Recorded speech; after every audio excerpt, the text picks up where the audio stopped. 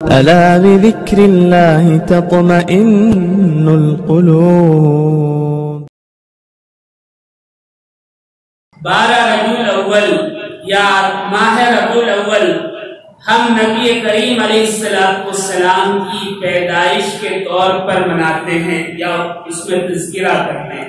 حضرت شاہ عبدالحق محدث دہلوی رحمۃ اللہ علیہ فرماتے ہیں کہ جس رات نبی کریم علیہ السلام کی پیدائش مبارک ہوئی وہ رات شب قدر اور نزول قرآن سے زیادہ افضل ہے۔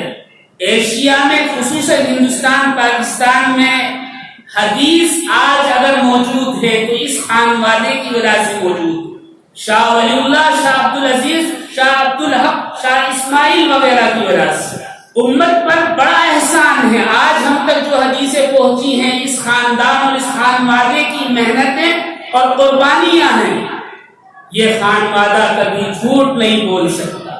حضرت شیخ عبدالحق فرماتے ہیں کہ نزول قرآن اور شب قدر سے زیادہ افضل رات وہ رات ہے جس رات نبی کریم علیہ السلام کی پیدائش ہوئی۔ لیکن آپ نے آگے بھی فرما دیا کہ یہ رات وہی ایک رات تھی، اس کے بعد بار بار ریپیٹ نہیں ہوتی، جیسے عید آتی ہے اس طرح ریپیٹ نہیں ہوتی۔ اگر یہ ریپیٹ ہو، بار بار دہرائی جائے تو اس رات کی افضلیت ختم ہو جائے گی۔ ہاں، یاد کیا جانا چاہیے، ہر لمحے یاد کیا جانا چاہیے۔ زندگی کا کوئی عمل، زندگی کا کوئی کام، زندگی کی کوئی بات، زندگی کا کوئی قول ایسا نہیں ہونا چاہیے جو آقا کی سنت کے خلاف۔ نبی کی سیرت تو ہر لمحے دہرانی چاہیے، نبی کا تذکرہ تو ہر لمحے کیا جانا چاہیے، صرف ایک مہینہ اس کے لیے مخصوص نہیں ہے۔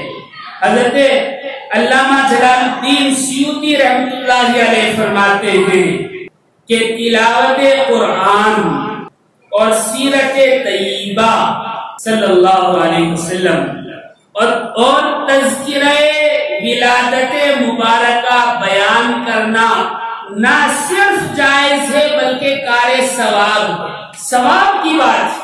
کسی عاشق کے سامنے اس کی محبوبہ کا تذکرہ کرتے ہیں تو اس کی بانشیں کھل اٹھتی ہیں، آنکھوں میں چمک آ جاتی ہے۔ یہ تو محبوب کبریا رب العالمین کا سب سے زیادہ چہیتا اور لاڈلا ہے۔ نبی کریم علیہ السلام ساری مخلوق سے افضل اور تمام کائنات کو پیدا کرنے کا باعث ہیں، اور آپ کی ولادت مبارکہ ہی کی وجہ سے ساری کائنات بنائی گئی۔ آپ کا تذکرہ کرنا، آپ کی باتیں کرنا، آپ کے متعلق کہنا، آپ کے متعلق سننا مکمل ثواب ہے اور باعث مغفرت ہے۔ لیکن صرف سننا نہیں ہے بلکہ عمل کرنا ہے۔ اس لیے کہ نبی کریم علیہ السلام نے ساری زندگی جو تکالیف سہی، جو پریشانیاں اٹھائی، جو مصیبتیں جھیلی، جو قربانیاں دی، وہ اس امت کی اچھائی کے لیے تھی، تاکہ یہ امت اس دنیا میں بھی اور آخرت میں بھی اللہ کے آگے سرفرو ہو اور اللہ اس سے راضی رہے۔ نبی کریم علیہ السلام کی یہی چاہت تھی اور آپ کی یہی محبت تھی کہ ہم بھی آپ کے احکامات پر، آپ کی سیرت پر، آپ کی باتوں پر عمل کریں اور آقا کو کوئی تکلیف نہ دیں، اپنے اعمال سے نبی کی آنکھوں کو ٹھنڈک پہنچائیں تاکہ یہ دنیا بھی ہماری اچھی ہو جائے اور آخرت بھی اچھی ہو جائے اور روز قیامت آقا کے سامنے ہمیں شرمندہ نہ ہونا پڑے۔ اللہ رب العزت ہمیں کہنے سننے سے زیادہ عمل کی توفیق عطا فرمائے۔ آخر دعوانا ان الحمد للہ رب العالمین۔